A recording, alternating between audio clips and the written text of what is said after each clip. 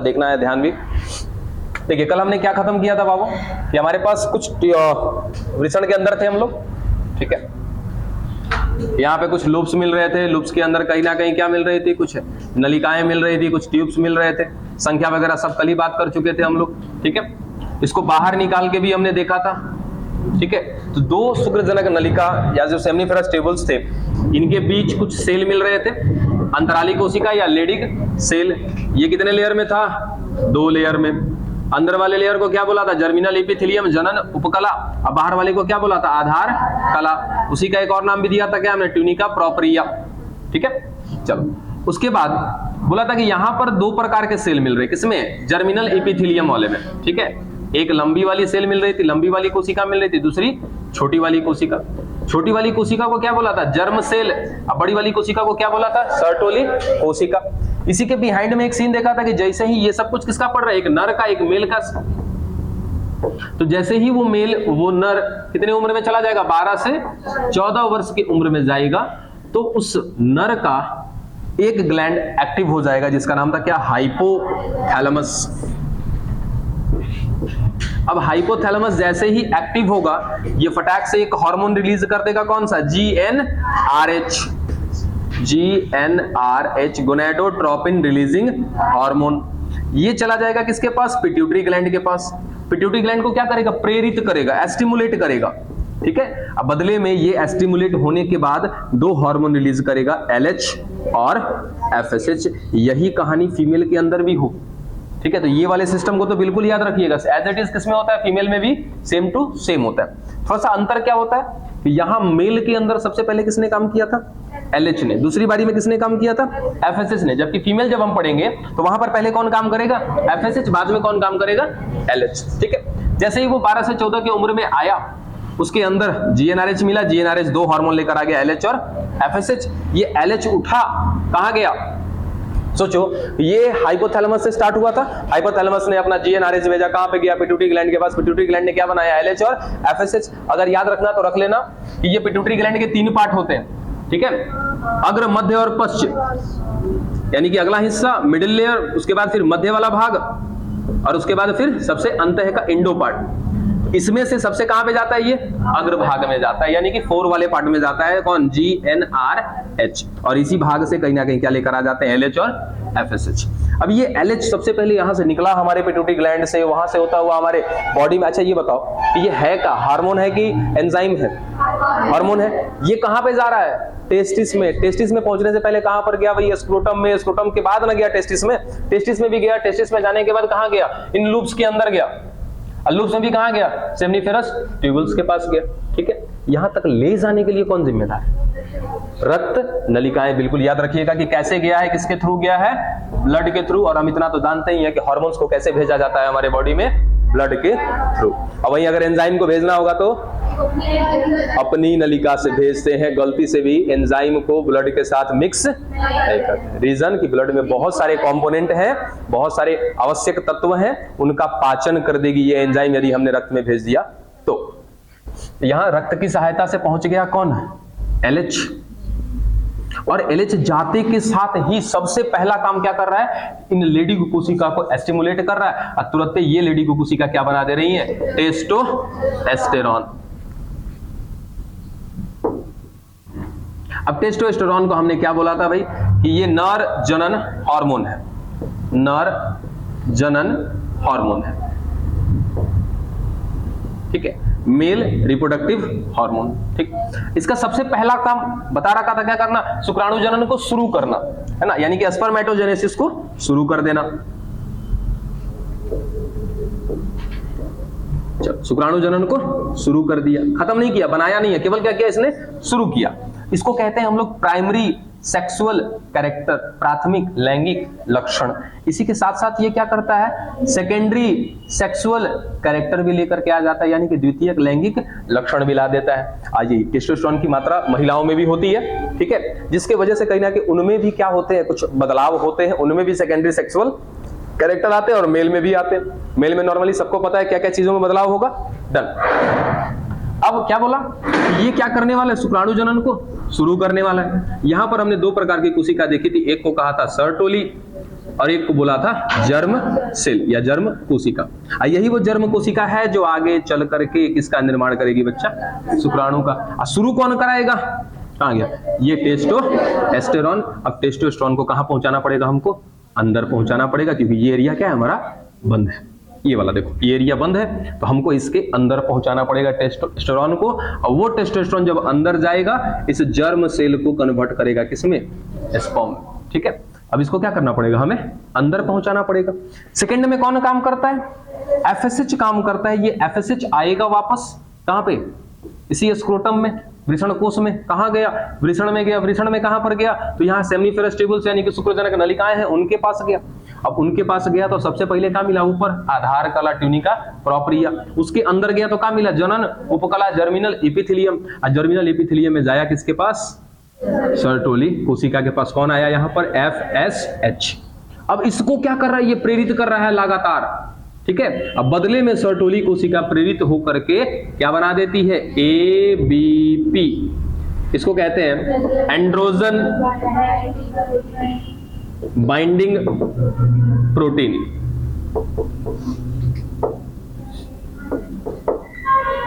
अब अगर आप लोग को याद होगा ना, तो शायद हमने बताया था कि ये भी क्या है, एक प्रकार का टेस्टोस्टेरोन ही है। ठीक है, एबीपी भी एक प्रकार का टेस्टोस्टेरोन है, यानी कि नर जनन हार्मोन है। ठीक है, उतना दूर अभी छोड़ दीजिए। अब क्या बन गया बाबू, एबीपी। एबीपी कहां पर बना, यानी कि ध्यान दो, किसके अंदर बना एबीपी, सर्टोली कोशिका के अंदर। ये सर्टोली कोशिका क्या करती है, एबीपी को भेजती है बाहर। ये एक प्रकार का प्रोटीन है, और देखो नाम में ही आ रहा है बाइंडिंग। बाइंडिंग मतलब अपने साथ किसी को क्या करेगा, जोड़ेगा। ठीक है, और खास किस्म का क्या है, ये प्रोटीन है। तो ये निकला बाहर। अब बाहर कौन बैठा हुआ, इधर टेस्टोस्टेरोन। अब ये आ गया बाहर, ये आ गया कौन बाहर, एबीपी। ये है एबीपी, एंड्रोजन बाइंडिंग प्रोटीन। और इसको बनाने के लिए जिम्मेदार है कौन, सर्टोली कोशिका। ठीक है, ये आया यहां से बाहर, और अपने साथ क्या करेगा कि टेस्टोस्टेरोन को बाइंड कर लेगा अपने अंदर। जोड़ लिया अपने अंदर, और जोड़ के वापस चला जाएगा अंदर। ठीक है, तो अंदर चला गया। अब ये स्ट्रक्चर, ये लो, ये एबीपी था, प्रोटीन था, इसने बाहर जाना था। बाहर जाकर के किसको लेकर आना था, टेस्टोस्टेरोन को। अंदर आया, ला करके अब इस अपने थैली को क्या करेगा, खोल दिया, खत्म कर दिया। इस प्रोटीन का काम केवल क्या था, इतना कि बाहर जाना है, अपने साथ किसको जोड़ना है, टेस्टोस्टेरोन को, और ला के अंदर उसको छोड़ देना है। बाहर गया, लाया अंदर, छोड़ दिया। अब छोड़ दिया तो अंदर अब कौन भर गया, टेस्टोस्टेरोन। अब चला गया अंदर। अब चला गया अंदर तो क्या शुरू करा देगा, स्पर्मेटोजेनेसिस, शुक्राणु जनन के काम को शुरू करा देगा। और शुरू करा देगा तो धीरे धीरे धीरे धीरे क्या होना शुरू हो जाएगा बच्चा, कि ये जो जर्म कोशिका है ये वापस, हाँ देखो एक चीज बताना भूल गया था, इस बीच वाले खाली भाग को क्या कहते हैं, ल्यूमन कहते हैं। याद रखिएगा, ल्यूमन। जो शुक्रजनक नलिका है, सेमिनिफेरस ट्यूब्यूल्स है, इसके बीच जो खाली वाला भाग है इसको कहते हैं ल्यूमन। इस ल्यूमन में चला गया कौन, आपका टेस्टोस्टेरोन। और इसी ल्यूमन में प्रवेश करने लगती है कौन सी कोशिका, जर्म कोशिका। ये जो जर्म कोशिका है ये इस ल्यूमन में प्रवेश करने लगेंगी, और इस जर्म कोशिका के साथ कौन, टेस्टोस्टेरोन जुड़ेगा, जुड़ करके इनको बदलना चालू कर देगा किसमें, स्पर्म में। ये था पूरा का पूरा होल प्रोसेस। इस बीच में सुनो, ये पूरी कहानी खत्म इसी तरीके से होनी है। हाँ, इस बीच में क्या आते हैं कुछ डिवीजन, जो कौन से डिवीजन होंगे, अर्धसूत्री डिवीजन होंगे। और ये अर्धसूत्री डिवीजन को हम क्या बोलते हैं, मियोसिस बोलते हैं। और ये डिवीजन आप स्वयं पढ़ेंगे। ठीक है, तो काफी लंबा हो जाएगा फिर हमारा। ठीक है ना, बुक में दे रखा है, अगर किसी को डाउट लगेगा तो पूछ लीजिएगा, वो एक अलग की बात है कि कैसे कैसे कहानी होती है। अब इसके बाद कहीं ना कहीं हमने क्या देखा था, शुक्राणु प्रसू कोशिका या शुक्राणु पूर्व कोशिका, है ना। वही शुक्राणु पूर्व कोशिका आगे जाके क्या बनाती है, अपने आप को शुक्राणु बनाती है। और शुक्राणु प्रसू कोशिका बनी कैसे है, अर्धसूत्री विभाजन से। अर्धसूत्री विभाजन के बारे में पूरा बुक में डिटेल आपको दे रखा है। तो शुरुआत कहां से हम करते हैं डिवीजन का, जर्म कोशिका से। जर्म कोशिका में क्या शुरू हो जाएगा, मियोसिस डिवीजन। अब मियोसिस डिवीजन कंप्लीट करते करते करते करते ये फाइनली क्या बना देता है, शुक्राणु पूर्व कोशिका। ठीक है, यानी कि शुक्राणु बनने से ठीक पहले की जो कोशिका है, यहां से यहां किससे बनी है, ये जर्म कोशिका से। और यहां से यहां आने के लिए क्या करना पड़ेगा, इसको अर्धसूत्रीय विभाजन, मियोसिस डिवीजन। मियोसिस डिवीजन का पूरा बकायदा एक चार्ट दिया हुआ है आपके बुक में कि कौन सी कोशिका से जो नेक्स्ट वाली बनी है वो कौन सी बनी है। अर्धसूत्री सबको क्लियर है ना, कोई ऐसा है जिसको मियोसिस डिवीजन क्लियर नहीं है? हाँ, अगर क्लियर नहीं है देख लीजिएगा, अभी बहुत अच्छा ऑप्शन है, आपको ग्रुप में जो डाल देते हैं ना, उसमें अभी फर्स्ट ईयर का जो टॉपिक डालते हैं उसमें अभी मियोसिस ही चल रहा है। ठीक है, मियोसिस माइटोसिस यानी कि समसूत्री और अर्धसूत्री दोनों का टॉपिक मिल जाएगा आपको। कल तक में अर्धसूत्री खत्म भी हो जाएगा, तो वो भी देख के थोड़ा सा क्लियर कर लीजिएगा। ठीक है, बाकी जो पढ़े हैं उनको तो क्लियर होगा ही होगा। ठीक है, मिटा दे इसको।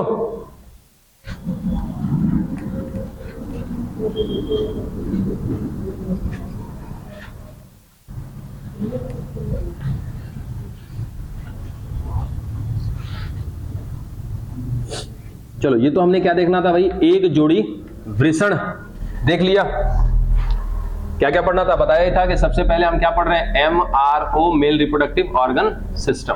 ठीक है, जिसमें हमने क्या खत्म कर लिया, एक जोड़ी वृषण यानी कि 1 पेयर टेस्टिस हमारा खत्म, कि उसके अंदर कैसे कैसे कहानी होती है। अब उसके बाद क्या है, कुछ नलिकाएं हैं, कुछ ट्यूब्स हैं। ठीक है, जिनको सहायक नलिका बोलते हैं। और ये सहायक नलिका क्या मिलती है बच्चा, जोड़ी में। ठीक है, अब क्यों जोड़ी में है, क्योंकि दो मिल रहे हैं क्या आपके वृषण, तो एक तरफ जो जो नलिकाएं होंगी दूसरी तरफ भी क्या होंगी, सेम टू सेम नलिकाएं होंगी। चलिए फटाफट इनको भी देखते हैं हम लोग जरा। ये वृषण, ठीक है, वृषण में क्या मिल रही थी, कुछ लूप्स मिल रही थी, पालिका मिल रही थी। इसको बंद कर देते हैं स्क्रोटम में। और ये कौन, गुबर्निक्यूलम, याद है ना।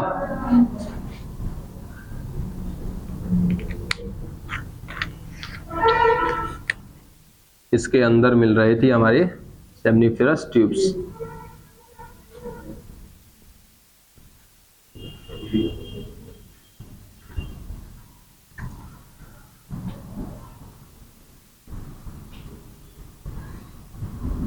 देखिएगा अब आगे इसके अंदर क्या क्या चीज होता है, सारा कुछ समझ में आ गया।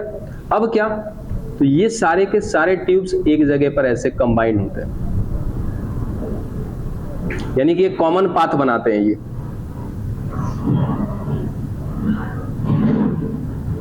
हो गया क्या, कि सारे के सारे ट्यूब्स क्या कर रहे हैं, मिलकर के एक कॉमन पाथ बना रहे हैं, एक सामान्य नलिका बना रहे हैं, और वो सामान्य नलिका आकर के एक जगह पर क्या बनाती है, जाल बनाती है। ठीक है, और ये जाल, ये भी लोकेशन केवल याद रखिएगा, कुछ विशेष याद रहे ना रहे, लोकेशन, कि ये जो हमारी शुक्रजनक नलिका थी, सेमनीफेरस ट्यूबुल्स थे, ये सारे के सारे आकर के एक सामान्य नलिका बनाते हैं, कॉमन पाथ बनाते हैं, और वो पाथ एक जगह पे कैसा दिखाई देता है, जाल के जैसा। और ये जाल कहाँ है, अभी भी वृषण के अंदर है, वृषण के अंदर, वृषण कोश के भी अंदर। ठीक है, इस स्ट्रक्चर को नाम दिया जाता है बच्चा वृषण जाल। इसको बोलते हैं रेटे टेस्टिस। ये पहला है, याद रखिएगा, आपका ट्यूब। ठीक है, कितने ट्यूब पढ़ने, एक एक करके हमको सब, जैसा आपको रेटे टेस्टिस इधर मिल रहा है वैसा ही दूसरे वाले में मिलेगा। ठीक है, इसकी संख्या भी कितनी होती है, एक जोड़ी यानी कि 2। ठीक है, दूसरा कि इसी रेटे टेस्टिस से एक नलिका निकलती है।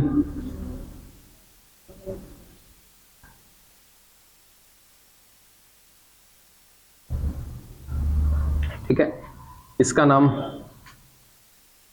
इधर नहीं लिखते हैं, दिक्कत होगा हमें। चलिए, ये दूसरे नंबर पे इसको कहते हैं शुक्रवाहिनी।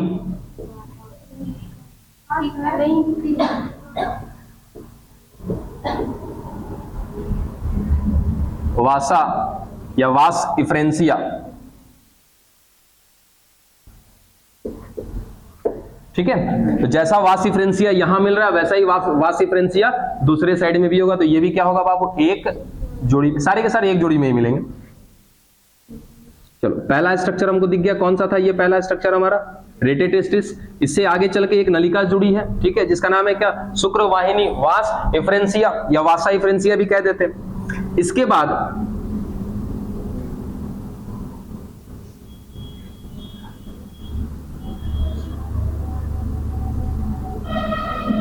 एक चौड़ी सी नलिका है, ठीक है, जिसको नाम देते हैं एपिडिडाइमिस, अधिवृषण, अधिवृषण, एपिडिडाइमिस। ये भी कितना, एक जोड़ी। बस याद रखेंगे इसमें कितने पार्ट होते हैं, 3। नहीं, यही बाहर की तरफ निकलेगी, ठीक है, यही थोड़ा सा बाहर की तरफ निकल जाएगी। इसको बाहर ही बना दे क्या, बाहर की तरफ निकलेगी ये, इसको ऐसे बाहर से बना देते। चलो ठीक है, अभी चलेगा। उसके बाद इसको हल्का डॉट डॉट डॉट डॉट ले लेते हैं। चलो, अब इसमें कितने भाग दिख रहे हैं, 3, ठीक है।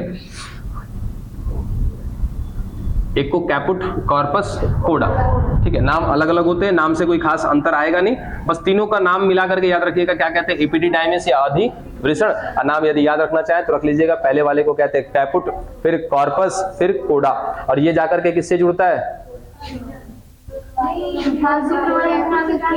ऐसे ना, तो इसको ऊपर लेके चलते हैं। हाँ हाँ ठीक है ठीक है ठीक है। चलो, कैपुट भाग में जुड़ गया जाकर के। बस कल संधि याद रखिए कौन किसके साथ जाकर के जुड़ा है। ये हमारा कौन था, शुक्रवाहिनी यानी कि वास इफ्रेंसिया कहां जाकर जुड़ रहा है, यहां ऊपरी भाग से कैपुट से, ठीक है। ये हमारा कौन हो गया, वृषण कोश यानी कि स्क्रोटम, ठीक। कितनी नलिका हो गई, 1 2 और ये 3, तीनों की तीनों कैसी हैं, जोड़ी में। अब एक लास्ट रह गया चौथा, जो यहां से निकलेगा, सबसे अंतिम भाग से निकलेगा, और ये निकलते निकलते निकलते निकलते वृषण कोश से बाहर निकल जाएगा। यानी कि वृषण कोश को पार करके बाहर निकलने वाला मात्र कौन सी नलिका है, एक, जिसका नाम है शुक्र वाहक, वास डिफरेंस। डन। तो ये थी बच्चा आपकी 4 नलिकाएं, 4 ट्यूब, जो कितने में कैसी मिल रही थी, जोड़ी में, ठीक है। और यहां पर एक बिंदु केवल याद रखिएगा, ये जो अधिवृषण है, ये अधिवृषण कुछ समय तक शुक्राणुओं को संचित करता है, ठीक है, यानी कि स्टोर करने का काम करता है। और स्टोर करने के पीछे की जिम्मेदारी क्या होती है, क्यों स्टोर किया जाता है, स्टोर करने के लिए क्यों यहां पे रखा जाता है, या स्टोर क्यों किया जाता है। यहां पे कहां कॉपियों में घुसे हुए हो, लिख रहे हो ये सब चीज, यही अगर पूछ दिए ना बाबू तो फिर घबरा जाओगे। कहते हैं कि खाली सुन लिया करो, पहले आराम से लिखता से लिख लेना। एपिडिडाइमिस में हमने क्या कहा कि कुछ समय तक शुक्राणु संचित होंगे। क्या हमने इस ट्यूब्स के अंदर, जरा से सोचो कि हमने शुक्राणु बना लिया क्या, इसमें बन चुका है, प्रोसेस हमने देख लिया है, ठीक है। ये 2 लेयर में था, इसी में जर्म कोशिका थी, जर्म कोशिका ने क्या किया, टेस्टोस्टेरोन के हेल्प से अपने आप को कन्वर्ट कर लिया, किसमें, शुक्राणु में, स्पर्म सेल में। अब ये स्पर्म सेल कहां जाके, देखो तो इसके अंदर फंसे हैं जाकर के, कहां पे, वृषण जाल में। यहां से निकले तो कहां जाके फंसे, फिर शुक्रवाहिनी में, वासा इफ्रेंसिया में।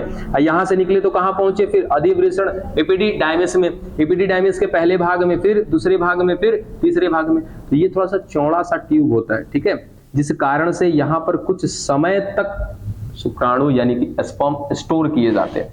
अब स्टोर करने के पीछे रीजन क्या होता है कि जब ये बाहर निकले बाह्य जननेंद्रिय से, एक्सटर्नल जेनाइटल ऑर्गन से, तो थोड़ा प्रेशर मिले इनको, ठीक है। अब प्रेशर मिलेगा तो कहीं ना कहीं क्या करना है, फीमेल पार्ट में इसको रिलीज करना है। तो प्रेशर मिलेगा तो जाके ज्यादा आसानी से, मतलब कि थोड़ा सा दूरी लंबा तय कर सके। क्यों, क्योंकि जैसे ही फीमेल पार्ट में जाएगा तो फीमेल पार्ट में पता है ना कि ऑलरेडी क्या होता है, एसिडिक नेचर होता है, ठीक है। एसिडिक नेचर में ऑलरेडी क्या हो जाएंगे, शुक्राणु मर जाएंगे, ठीक है। इस सब को देख रेख में कहीं ना कहीं इस ट्यूब के अंदर थोड़ा सा स्टोर किया जाता है कुछ समय के लिए, किसको, शुक्राणुओं को। ये आपके 4 ट्यूब्स, पहला एक जोड़ी वृषण, दूसरा एक जोड़ी, सॉरी हाँ ठीक है, एक जोड़ी नलिका। अब इसके बाद क्या है देखना, ग्रंथि यानी कि ग्लैंड्स, कुछ जोड़ी में होती है कुछ सिंगल। अब वो देख ले तो फिर क्या रह जाएगा हमारा, एक्सटर्नल जेनाइटल ऑर्गन, बाह्य जननेंद्रिय। जिनको लिखना है लिख सकते हो।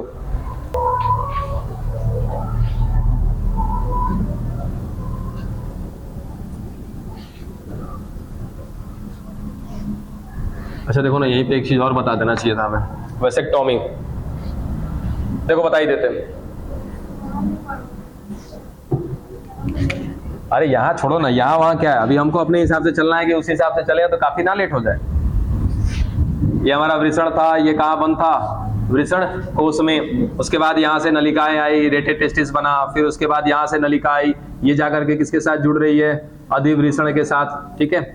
चलो, और उसके बाद इस स्क्रोटम से बाहर निकलने वाली जो नलिका है, क्या नाम दिया था इसको, वास डिफरेंस, ठीक है, शुक्र वाहक। तो नर क्या कराते हैं अपनी जाकर के ऑपरेशन, जिसको कहते हैं नसबंदी, ठीक है, हिंदी में तो कह देते हैं क्या, नसबंदी।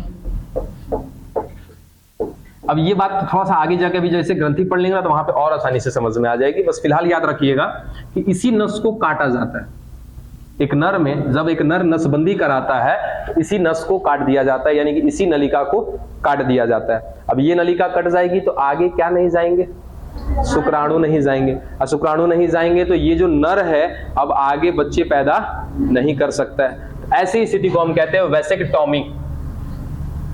वैसेक्टॉमी, वैसेक्टॉमी कौन कराता है, एक नर कराता है। और वहीं फीमेल में हमको पता है किस नलिका को काटा जाता है, फैलोपियन ट्यूब को, उसको कहते हैं ट्यूबेक्टॉमी। इसको वैसेक्टॉमी और उसको ट्यूबेक्टॉमी। तो वैसेक्टॉमी किसका किया जाता है, नर का कौन से अंग को, कौन से ट्यूब को काटा जाता है, तो वास डिफरेंस को, शुक्रवाहक को, बस। अब इसके काटने से क्या दिक्कत होती है या कुछ दिक्कत होती भी है कि नहीं होती है, वो सारी कहानी देखते हैं अभी फिलहाल। अब तीसरा हमें क्या पढ़ना है, ग्रंथियां पढ़नी है, ग्लैंड्स पढ़ने हैं, ठीक है। चलिए देखिएगा ग्लैंड्स।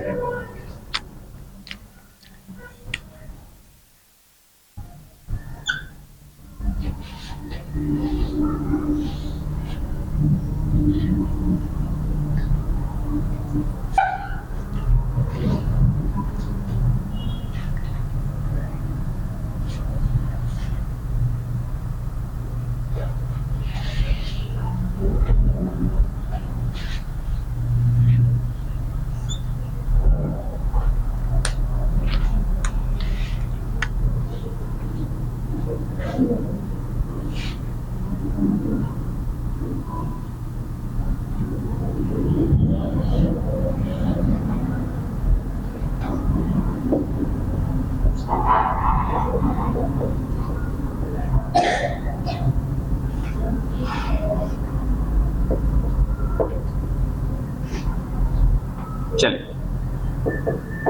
देखिएगा बाबू, इतना तो फंक्शन शायद समझ में आ रहा हो कि ऊपर से दो ट्यूब आ रही हैं जिनका नाम है क्या, यूरेटर, ठीक है।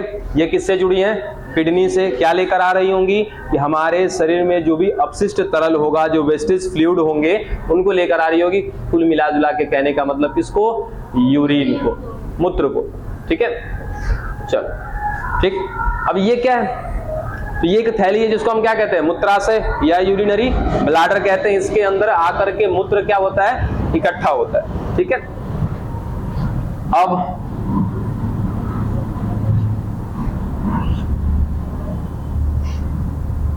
ये हो गए हमारे स्क्रोटम, ठीक है, जिसके अंदर दिखा देते हैं किसको, वृषण को। दोनों साइड है, हम एक साइड काम करेंगे, ठीक है। अब इसके अंदर हम पढ़ चुके हैं कि कहीं ना कहीं क्या मिल रहे थे, कुछ ट्यूब्स मिल रहे थे। वो ट्यूब्स आकर के क्या बना रहे थे, रेटेटेस्टिस, वृषण जाल। वो वृषण जाल जाके आगे एक ट्यूब से जुड़ रही थी जिसका नाम था क्या, शुक्रवाहिनी, वास इफ्रेंसिया। फिर ये वास इफ्रेंसिया आगे जाके एक स्ट्रक्चर से जुड़ रही थी जिसका नाम था क्या, अधिवृषण एपिडिडाइमिस, है ना, कैपुट कॉर्पस कोडा। उसके बाद यहां से एक ट्यूब निकल रही थी और वो स्क्रोटम से बाहर निकल रही थी, वृषण कोश से बाहर निकल रही थी। और ये बाहर निकलते निकलते जा करके इस यूरेटर के बैक एंड साइड से ना, इसके पीछे से हो करके ऐसे यूरिनरी ब्लैडर पर आकर के, लो आ गई पूरी की पूरी नलिका। तो ये कौन आई है ऊपर से, वास डिफरेंस, शुक्र वाहक। ये देख चुके हैं नलिका हम ना। बस इधर से भी क्या आएगी, सेम कहानी, यहां से भी आ रही है एक नलिका,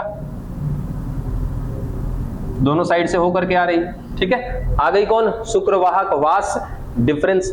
अब आके देखते हैं किसको, ग्रंथियों को। सबसे पहली ग्रंथि याद रखना, इस यूरिनरी ब्लैडर के जस्ट आधार में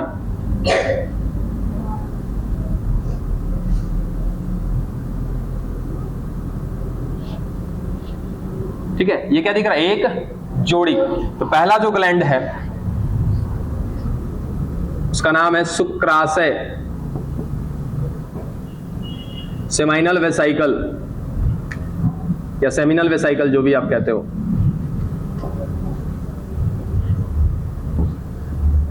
ये पहला ग्लैंड कहां पर मिल रहा है? यूरिनरी ब्लैडर के बेसमेंट में, आधार तल में मिल रहा है, एक जोड़ी मिल रहा है। क्या करेगा? आएगा इसके जस्ट नीचे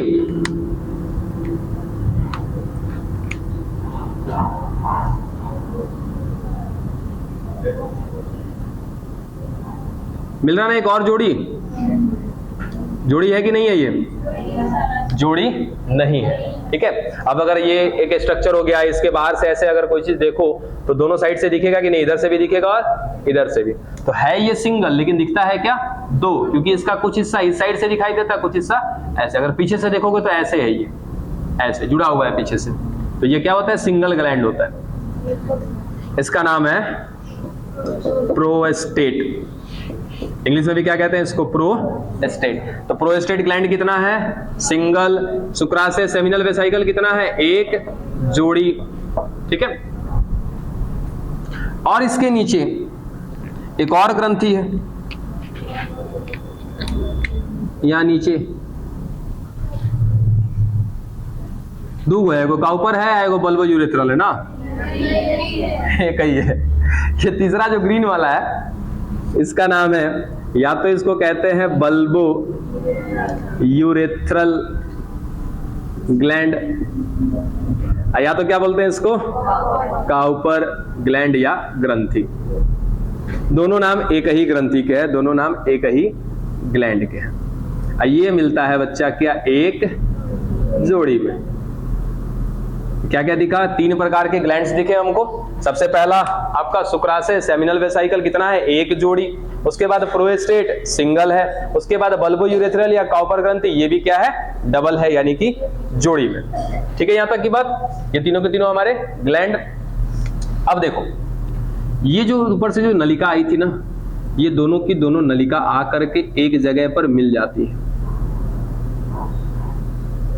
अब मिलने के बाद एक कॉमन ट्यूब का निर्माण करती है, यानी कि एक सामान्य नलिका को बनाती है, और इस सामान्य नलिका का नाम है स्खलन नलिका,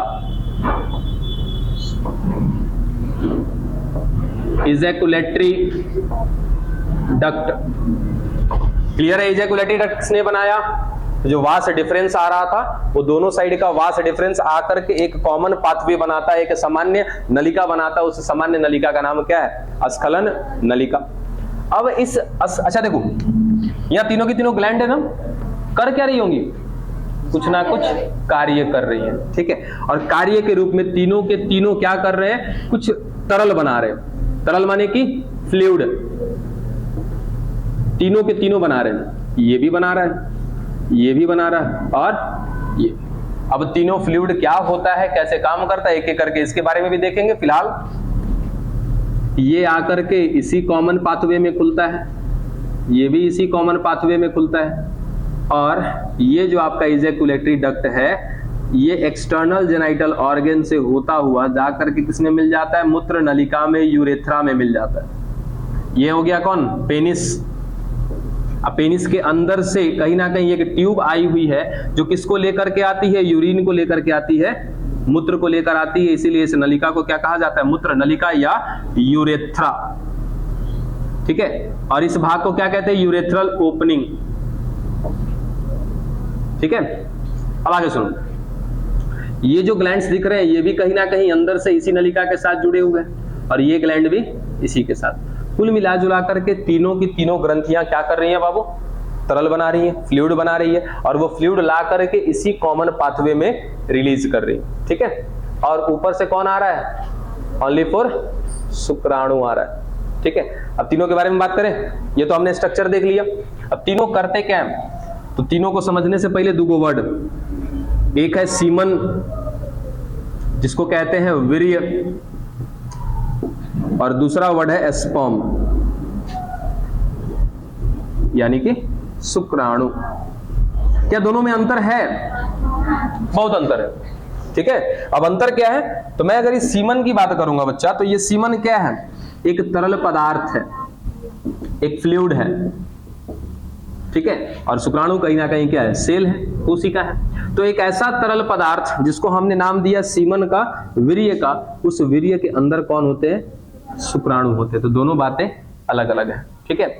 शुक्राणु वीर्य के अंदर होते हैं, कोई जरूरी नहीं है कि वीर्य में शुक्राणु है, ये बात पल्ले पड़ी कि कोई जरूरी नहीं है कि वीर्य में शुक्राणु होंगे ही होंगे। वीर्य का मतलब क्या होता है, सीधा सीधा तरल पदार्थ। और ये तरल पदार्थ बनाया किसने, पहली ग्रंथि, दूसरी ग्रंथि और ये तीसरी ग्रंथि, ठीक है। सबका अपना परसेंटेज भी होता है, वो लिख देते हैं यहां पे हम, पहला, दूसरा, तीसरा। पहले में कौन है, शुक्राशय है ना, सेमाइनल वेसाइकल, ये बनाता है बच्चा 60%। दूसरा कौन है, प्रोस्टेट, ये बनाता है कितना, 25%। तीसरा काउपर, ये बनाता है 15%। परसेंटेज याद रखिएगा। यहां से क्या मिल रहा है, एक फ्लूइड मिल रहा है जो नीचे आकर के इस कॉमन पाथवे में खुल रहा है। कितना, 60, 25, 85, 15, 100 हो गया ना। चलो टोटल हो गए 100%। इसी 100% के अंदर कौन होते हैं आपके, स्पर्म, ठीक है। सबका अपना अपना काम है। यहां तक की बात क्लियर हुई, एक एक करके फिर हम पढ़ लेते हैं एक एक ग्लैंड को। कोई दिक्कत यहां तक, स्ट्रक्चर समझ में आया, कौन किसके साथ जुड़ा हुआ है। उसके बाद ग्लैंड्स को याद रखिएगा, कौन जोड़ी में मिल रहा है, कौन सिंगल मिल रहा है। लोकेशन भी याद रखिएगा, कौन कहां पर मिल रहा है। डन है, बोलो मिटाएं, हम तो मिटा ही ले। चलो क्या क्या खत्म किया, एक जोड़ी वृषण खत्म कर लिया, सहायक नलिका खत्म कर ली, ग्लैंड भी देख लिया, बस ग्लैंड के काम देखने बाकी है।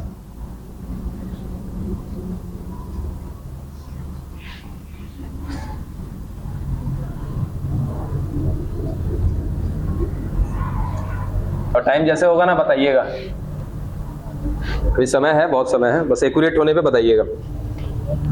हाँ 1 बजे एक्यूरेट, ऐसे कोई दिक्कत नहीं है, नजदीक में ही एग्जाम है, कोई समस्या वाली बात नहीं है ज्यादा। देखो बच्चा, सबसे पहले हम बात करते हैं शुक्राशय का। यहां सबसे सवाल बनते हैं ग्लैंड से, याद रखिएगा। शुक्राशय यानी कि सेमिनल वेसाइकल। सबसे पहला बिंदु, ये टोटल जो वीर्य है, लास्ट में स्थूलों का कतई ध्यान नहीं है बाबू।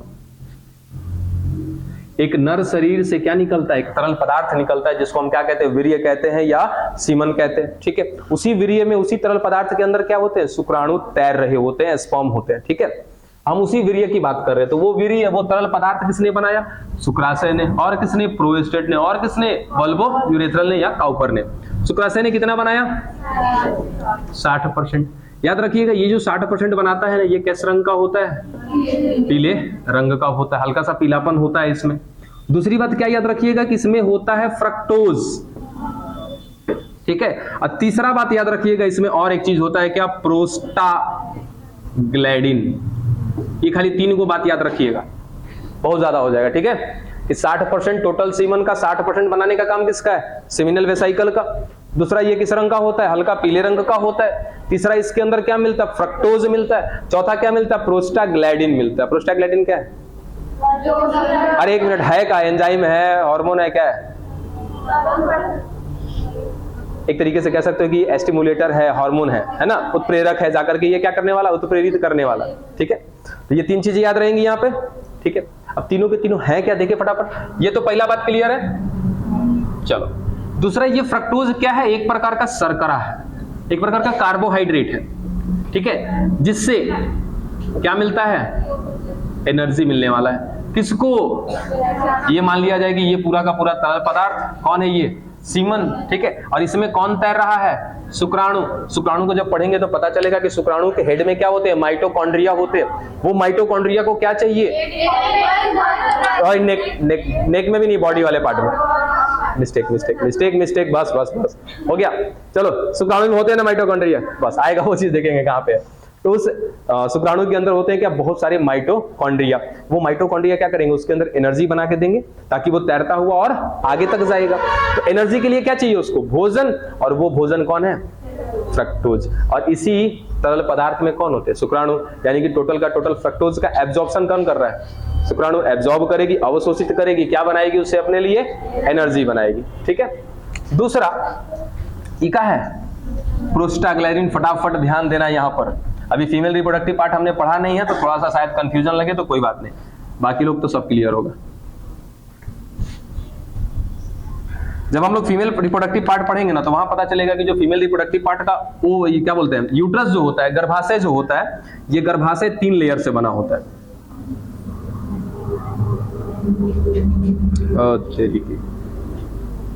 चलो हो गया, एक लेयर, दूसरा लेयर और ये तीसरा लेयर, ठीक है। बाहर वाले को कहते हैं पेरीमेट्रियम, बीच वाले को कहते हैं मायोमेट्रियम, अंदर वाले को कहते हैं इंडोमेट्रियम, ठीक है। बाह्य भित्ति, मध्य भित्ति, अंत्य भित्ति। अब सीधा सीधा मैं किसकी बात कर रहा हूं, मायोमेट्रियम, इस मध्य वाले की, जो मध्य में है इसको नाम दिया जाता है मायोमेट्रियम।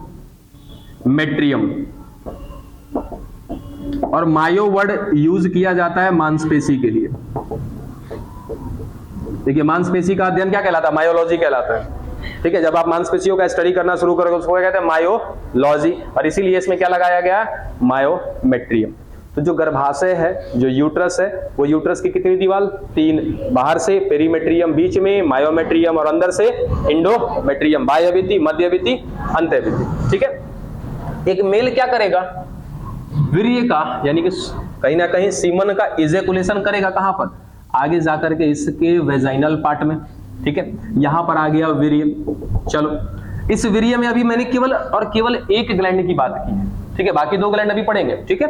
एक ग्लैंड ने क्या किया, 60% बना दिया, पीले रंग का तरल दे दिया उसको। चलो दूसरा क्या बोला, इस तरल में क्या है, फ्रक्टोज है, और कौन है इसमें, शुक्राणु है। तो शुक्राणु क्या कर रहा है, इस फ्रक्टोज से ऊर्जा ले रहा है अपने लिए ना, भोजन ले रहा है, फ्रक्टोज को एनर्जी बना रहा है, और एनर्जी बना के क्या कर रहा है, अपने आप को इधर आगे बढ़ाने का काम कर रहा है। क्यों, क्योंकि इसको पहुंचना है बाबू कहां पे, फैलोपियन ट्यूब में, और ये रही फैलोपियन ट्यूब में इसके लिए एग सेल, अंडाणु कोशिका, ठीक है, ऊपर जाना है इसको।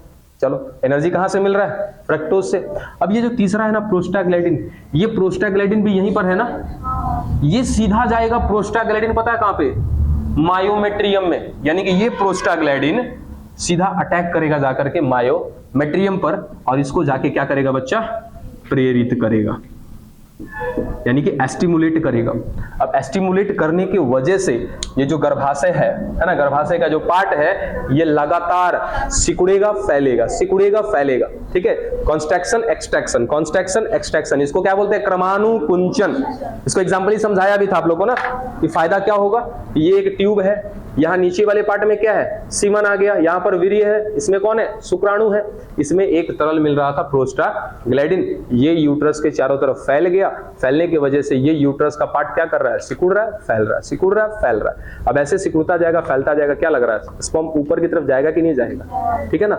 इस तरीके से कॉन्स्ट्रक्शन एक्सट्रैक्शन करने से, ये गर्भाशय के सिकुड़ने फैलने से, सिकुड़ने फैलने से थोड़ा सा इस शुक्राणुओं को, स्पर्म को ऊपर जाने में क्या मिलती है, सहायता मिलती है, ठीक है। यहां तक की बात। एक चीज और, सभी लोग मेरे ख्याल से रेप समझते हो। रेप का मतलब क्या, कि एक नर या फिर एक मेल किसी फीमेल के साथ क्या करे, जोर जबरदस्ती करे, और जोर जबरदस्ती के दौरान अपने फीमेल पार्ट में क्या करे, सीमेन का इजेकुलेशन करे, यानी कि सेक्सुअल हैरेसमेंट जिसको कहते हैं, दुष्कर्म जिसको कहते हैं, है ना। तो उस दुष्कर्म के दौरान एक नर क्या करेगा, अपने सीमन को फीमेल रिप्रोडक्टिव पार्ट में रिलीज कर दिया। चलो ठीक है। अब रिलीज करने के बाद कहीं ऐसा भी हमने केस देखा है कि नॉर्मली मूवी वगैरह में देखा होगा आपने, ऐसा तो सीन देखने को मिलता नहीं है सब, ठीक है। तो मूवी वगैरह में हमने 2 चीजें देखी, कि कोई महिला आती है, कहती है कि हमारे साथ रेप हुआ है, ठीक है। तो कुछ महिलाएं सही भी कहती हैं, कुछ गलत भी कहती हैं। इस बात का जांच किया जाता है, मेडिकल रिपोर्ट निकाला जाता है, कैसे, किसी फ्रक्टोज के वजह से। अगर कोई महिला आकर के कहे, कोई फीमेल आके बोले कि मेरे साथ क्या हुआ, रेप हुआ, तो रेप हुआ तो चलो कोई बात नहीं है, डॉक्टर्स क्या करेंगे, उसके फीमेल रिप्रोडक्टिव पार्ट को चेक करेंगे, ठीक है, फीमेल रिप्रोडक्टिव ऑर्गन को चेक करेंगे। चेक करने के बाद अगर उनको गलती से भी उस फीमेल रिप्रोडक्टिव पार्ट में क्या मिल गया, फ्रक्टोज मिल गया, इट मींस रेप उसके साथ हुआ है। कारण कि फीमेल रिप्रोडक्टिव पार्ट में कहीं भी फ्रक्टोज नहीं पाया जाता है, कहीं बनता ही नहीं है फीमेल रिप्रोडक्टिव पार्ट में। और जब नहीं बन रहा है और उसके बावजूद भी फ्रक्टोज वहां पर है, इसका मतलब किसी ना किसी मेल ने इनके साथ जबरदस्ती की है, ठीक है। और यदि टेस्ट के दौरान फ्रक्टोज की थोड़ी सी भी मात्रा नहीं मिली, इट मींस कि रेप नहीं हुआ है। तो रेप की जांच कैसे की जाती है, इसी फ्रक्टोज की सहायता से, ठीक है। यहां तक की बात एकदम खत्म। चलो मिटाएं इसको। हाँ, ये था आपका पहला ग्लैंड।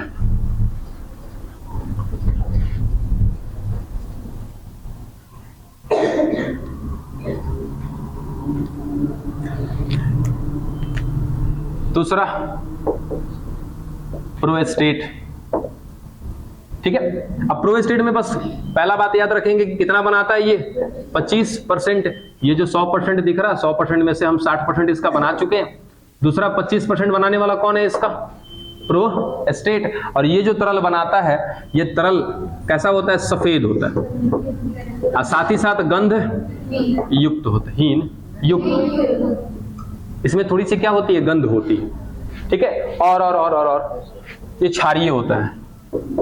सॉरी उसमें वाले में लिख लेना, सॉरी उस वाले में एक बिंदु और लिख लेना, भूल गए।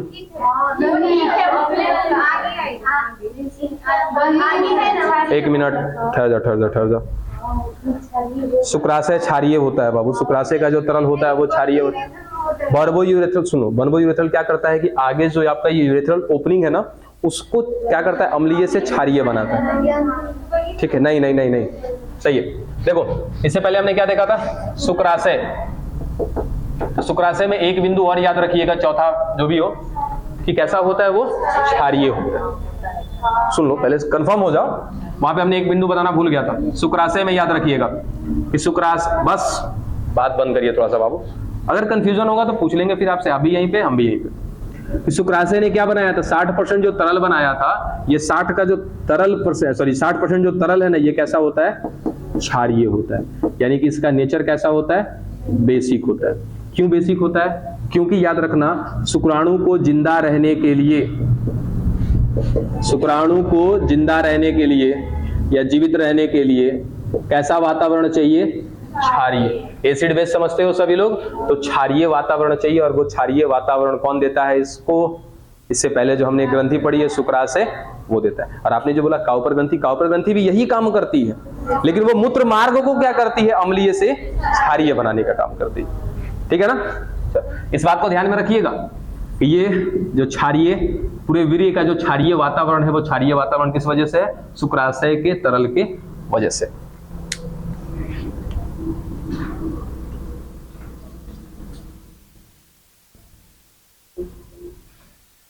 चलो इसमें और कुछ पॉइंट है इसका, हो गया ना इसका।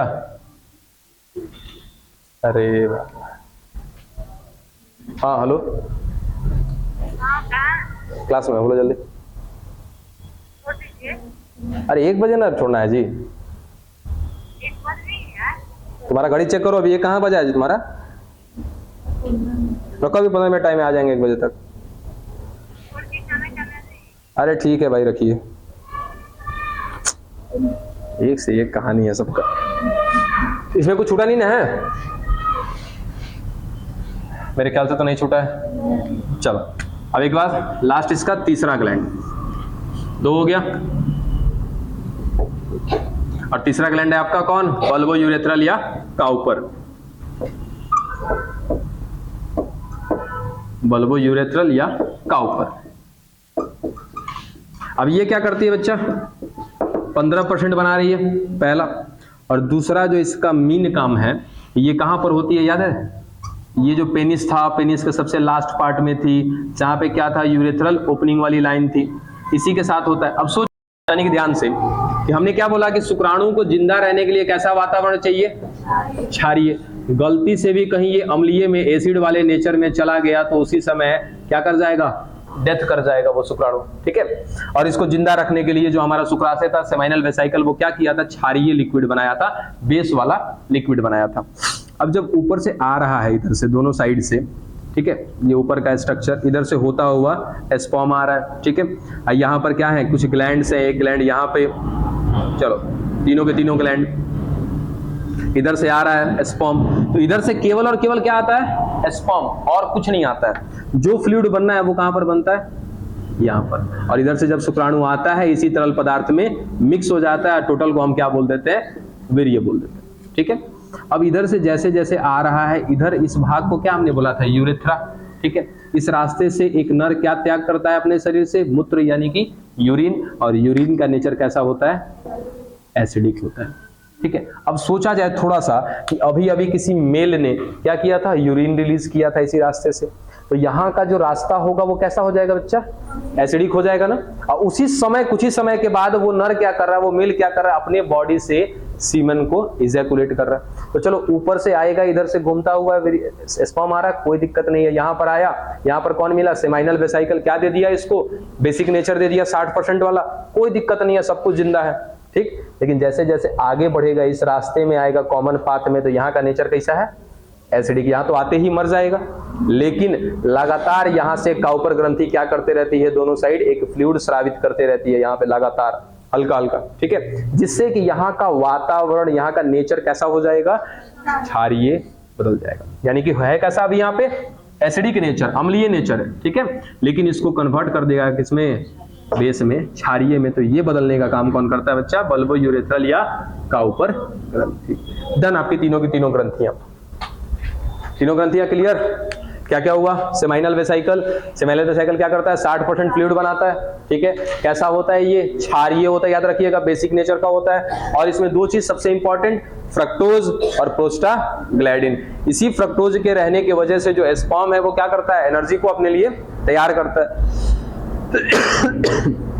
उसके बाद प्रोस्टाग्लैंडिन क्या करेगा कि जैसे ही ये सीमन एक फीमेल पार्ट में जाएगा, वो प्रोस्टाग्लैंडिन उसके मायोमेट्रियम को, यानी कि मध्य वाले भित्ति को क्या करेगा? कॉन्स्ट्रैक्ट, एक्सट्रैक्ट, फैलाना सिकुड़ाना चालू करेगा, जिससे स्पर्म ऊपर की तरफ मोटाइल होंगे, जाने लगेंगे। उसके बाद दूसरा ग्लैंड हमने क्या देखा? प्रोस्टेट। प्रोस्टेट कैसा है? Single gland. ठीक है, ये क्या करता है? 25% फ्लूइड बनाता है, और वो फ्लूइड कैसा होता है? सफेद रंग का और गंध युक्त होता है, यानी कि स्मेलफुल होता है वो। ठीक है, उसके बाद तीसरा हमारा बल्बो यूरेथ्रल। ये बल्बो यूरेथ्रल क्या करता है? तो बल्बो यूरेथ्रल कहां पर होता है? यूरेथ्रा के पास होता है। अब ये लगातार यहां से क्या रिलीज करता रहेगा? अपना फ्लूइड, जो कौन है? कितना 15% का फ्लूइड है वो 15% का फ्लूइड यहां से लगातार रिलीज होता रहेगा। और वो फ्लूइड क्या करता है कि इस सिसनीय पाथ को, यानी कि जो यूरेथ्रल पाथ है जहां से यूरिन रिलीज होने वाला है या यूरिन रिलीज हो रहा है, वो कैसा है? एसिडिक। इसको लगातार कन्वर्ट करता रहता है किसमें? एसिड से बेस में। क्यों? क्योंकि इस रास्ते से कौन आने वाला है? स्पर्म। अगर एसिडिक नेचर का रह जाएगा तो स्पर्म आते ही क्या हो जाएगा? मर जाएगा, डेथ कर जाएगा। फाइनली हमने ग्लैंड भी खत्म कर लिया। बंद हुआ तो देखा जाएगा, छोड़ देंगे वहीं पे।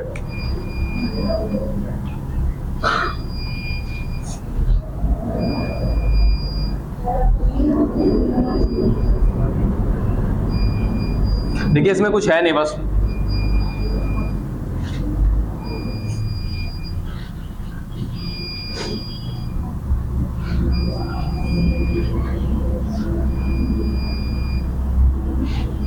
देखिए ये क्या? पेनिस।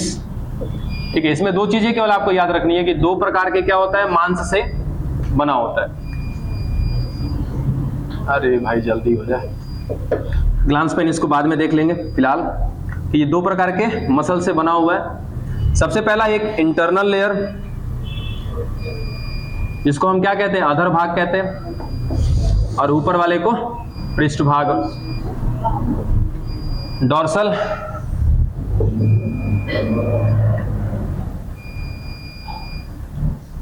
और लैटरल, ये दो।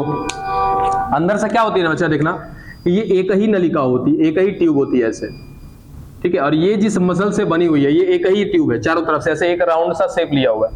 और इसी रास्ते से कहीं ना कहीं, इसी को हमने क्या बोला था? यूरेथ्रल बोला था या यूरेथ्रा बोला था, जिसमें से कौन बाहर आ रहा था? मूत्र बाहर आ रहा था। तो ये अंदर अंदर जिस मसल से होता हुआ बाहर आता है ना, इस मसल को हमने नाम दिया है क्या?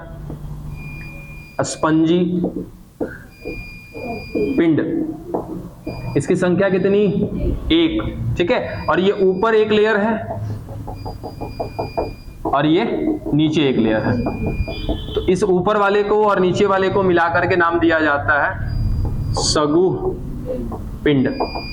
ठीक है, इंग्लिश में कहते हैं इसको कॉर्पस कैवर्नोसा, कैवर्नोसा, और इसको नाम दिया जाता है कॉर्पस स्पॉन्जियोसम। सीधा सीधा कि कॉर्पस स्पॉन्जियोसम की संख्या कितनी है? 1। कॉर्पस कैवर्नोसा की संख्या कितनी है? तो कहां पर मिलता है? ये पृष्ठभाग में मिलता है। और ये कहां पर मिलता है? आपके अधर भाग में मिलता है। संख्या में 2 है, ये संख्या में 1 है। दूसरा, अगर मैं इस पेनिस की बात करूं तो ये कैसा होता है? इरेक्टेबल है ये, ठीक है। हिंदी में क्या बोलते हैं? उत्थानशील संरचना है। और उत्थानशील संरचना का मतलब होता है कि इसमें कहीं ना कहीं बहुत सारी क्या मिलेंगी? ब्लड वेसल्स, बहुत सारी रक्त नलिका मिलेंगी। अब बहुत सारी रक्त नलिका के होने के वजह से कहीं ना कहीं ये क्या हो जाता है? इरेक्ट हो जाता है। इरेक्ट मीन्स कि कभी आपने पाइप से पानी को देखा है? पाइप से यदि पानी को कभी पटाते हैं हम लोग, तो यदि नल को ज्यादा खोलोगे ना तो वो पाइप में क्या बनता है? प्रेशर बनता है। तो वो प्रेशर को समझ लिया जाएगा यदि ब्लड प्रेशर, तो इसके अंदर भी क्या होती है? बहुत सारी नलिकाएं होती हैं, रक्त की नलिकाएं हैं। जब भी कहीं ना कहीं कॉपुलेशन की प्रोसेस की हम बात करें, सहवास या कहीं ना कहीं सेक्सुअल इंटरकोर्स की, उस दौरान जिस दौरान एक मेल क्या करने वाला है? सीमन को रिलीज करने वाला है, अपने बॉडी से सीमन को बाहर स्खलित करने वाला है, उस समय इस बाह्य जननेंद्रिय के जो रक्त नलिकाएं हैं, उस रक्त नलिकाओं में रक्त का प्रेशर यानी कि ब्लड प्रेशर क्या होता है? बहुत ज्यादा बढ़ जाता है। अब बहुत ज्यादा बढ़ने की वजह से ये उत्थान कर जाता है, यानी कि साइज में इंक्रीज कर जाएगा। रीजन इसके अंदर क्या मिल रही है? बहुत सारी ब्लड वेसल्स मिल रही है, इसलिए बोला उत्थानशील संरचना, इरेक्टेबल स्ट्रक्चर है ये। और इरेक्टेबल होने की वजह से कहीं ना कहीं ये ट्यूब क्या हो जाती है? स्ट्रेट। अब स्ट्रेट इसलिए हो गई ताकि आसानी से इसके अंदर से क्या रिलीज हो सके? सीमन रिलीज हो सके। और इस एरिया में ही कहीं ना कहीं क्या आया होगा? मूत्र आया होगा, याद है? तो कैसा होगा नेचर? यहाँ पे एसिडिक नेचर होगा। और लगातार यहाँ पर एक फ्लूइड आ रहा होगा, वो 15% वाला कौन रिलीज कर रहा होगा? Cowper gland. और वो काउपर ग्लैंड क्या कर रही होगी? लगातार इस एसिडिक नेचर को बदल रही होगी, किसमें? बेसिक नेचर में। और दूसरी चीज कि इस पेनिस में किसी प्रकार की कोई हड्डी नहीं पाई जाती है। बस इतना ही रह गया था, खत्म। कुछ और बिंदु रह गया इसमें? नहीं। अब ग्लांस पेनिस है, तो ग्लांस पेनिस अगला स्ट्रक्चर है। ग्लांस पेनिस होता क्या है? तो ये एक प्रकार का, इसको हिंदी में क्या बोलते हैं? सीसन मुंड कहते हैं, ठीक है। सीसन मुंड क्या होता है? संवेदनशील संरचना है।